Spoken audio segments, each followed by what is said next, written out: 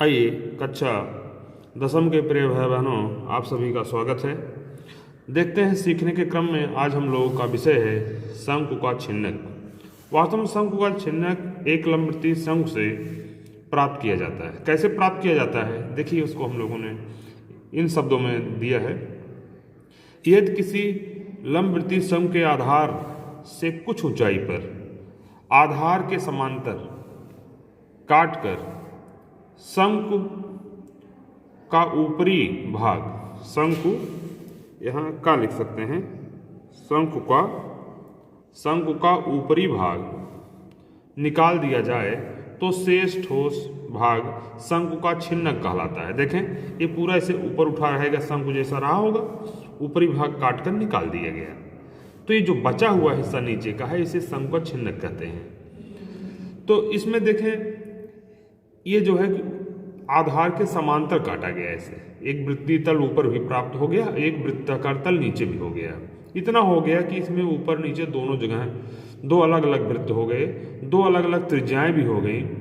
और इसकी तिरछी ऊंचाई देखो इधर यल से दिखाया गया है और इसकी लंबवत ऊंचाई या इसको केवल ऊंचाई कहते हैं एच से दिखाया गया है। देखें दी गई आकृति में छिन्नक की माप, भाई किन संकेतों से हम छिन्नक की माप व्यक्त करते हैं वो देखें। छिन्नक के आधार की त्रिज्या, इसको बड़ी त्रिज्या भी कहते हैं, बड़ा होगा R1 कहेंगे हम। छिन्नक के ऊपरी सिरे की त्रिज्या क्या होगी, R2। छिन्नक की ऊंचाई H से दिखाते हैं, छिन्नक की तिर्यक ऊंचाई L से दिखाते हैं। इसके लिए सूत्र देखें हम लोग। सूत्र को हमें ध्यान में रखना जरूरी है।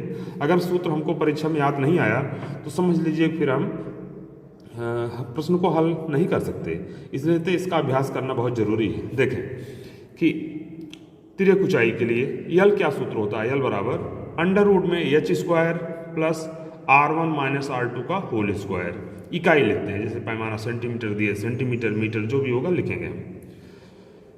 वक्रपृष्ठ छिन्नक का क्या होगा, पाई R1 plus R2 into L वर्ग इकाई। बहुत ही आसान भाई, शंकु के लिए आपने वक्रपृष्ठ पढ़ा पाई R L, तो R तो मध्य में ही रहेगा। बस इतने होगा कि इसमें दो त्रिज्याएं, दोनों R1 R2 जोड़ लो, यल की जगह वैसा जैसा तैसा है, वर्ग इकाई होगा। कोई भी पृष्ठ होगा उसका मात्रक वर्ग इकाई में ही लिखा जाता है।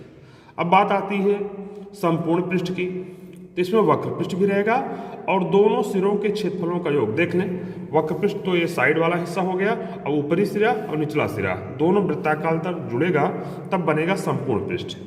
तो संपूर्ण पृष्ठ माने वक्र पृष्ठ धन दोनों सिरों के क्षेत्रफलों का योग। क्या हो गया, वक्र पृष्ठ का है पाई R1 प्लस R2, कोष्टक बंद कर दिया, यल लिख दिया, धन भाई निचला सिरा आधार हो गया पाई R1 स्क्वायर धन पाई R2 स्क्वायर। ये सूत्र हो गया, इसमें मान रख करके वर्ग इकाई इसका भी मात्रक लिखेंगे हम।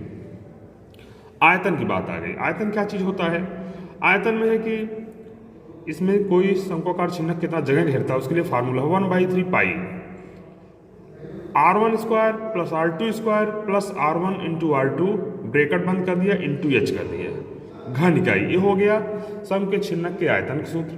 आइए हम लोग, अगर हमको सूत्र ध्यान में है तो सूत्र के आधार पर हम कुछ इसके जो है प्रश्न के हल में कैसे इसकी व्याख्या करते हैं। देखें एक अच्छा क्वेश्चन आपके सामने है कि 6 सेमी ऊंचे एक छिन्नक के दोनों वृत्ताकार सिरों की त्रिज्याएं क्रमशः 14 सेमी 6 सेमी हैं। इसका वक्र पृष्ठीय क्षेत्रफल तथा कुल संपूर्ण पृष्ठीय क्षेत्रफल ज्ञात करें। हल, छिन्नक की माप भाई क्या है, R1 चाहे जिस क्रम में R1 दिया हो, चाहे बड़ी त्रिज्या क्वेश्चन दिया हो चाहे छोटी त्रिज्या पहले, लेकिन हमेशा हम R1 को बड़ी त्रिज्या ही लिखते हैं। तो खैर यहाँ क्रम ठीक ही है, बड़ी त्रिज्या लिखा है 14 सेमी लिख दिया R1 होने से। R2 छोटी त्रिज्या 6 सेमी हो गया। अब ऊंचाई देखिए यहाँ लिखा 6 सेमी लिखा है, हम लोगों ने 6 सेमी लिख दिया। अब चूंकि इसका वक्र पृष्ठ है संपूर्ण पृष्ठ दोनों में यल की जरूरत पड़ेगी, तो हमारा पहला काम है वक्र पृष्ठ संपूर्ण पृष्ठ निकालने के पहले जिन जिन संकेतों को उसमें आवश्यकता है उसको समझ करके हम यल का मान पहले निकाल लिया। हमने क्या निकाला, यल बराबर अंडर रूट में H square plus R1 minus R2 का होल स्क्वायर। तो अंडर रूट में लिखा हमने 6 का स्क्वायर या 6, R1 14 ऋण 6 का होल स्क्वायर। फिर हम लोगों ने क्या किया, फिर सरल किया हम लोगों ने।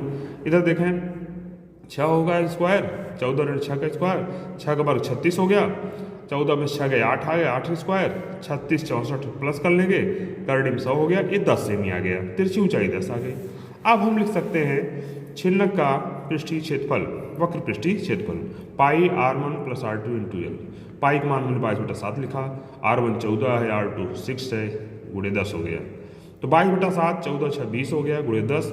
ऊपर हमने ये सब गुणा कर लिया जाएगा, 7 नीचे ही रहेगा, तो हो गया 4400/7 सेमी स्क्वायर। इसको चाहे दशमलव में रख सकते हैं या इस तरह भी मान हम इसको ला सकते हैं, पूरी तरह नहीं कट रहा है, पॉइंट में आएगा तो ऐसा भी हम रख सकते हैं।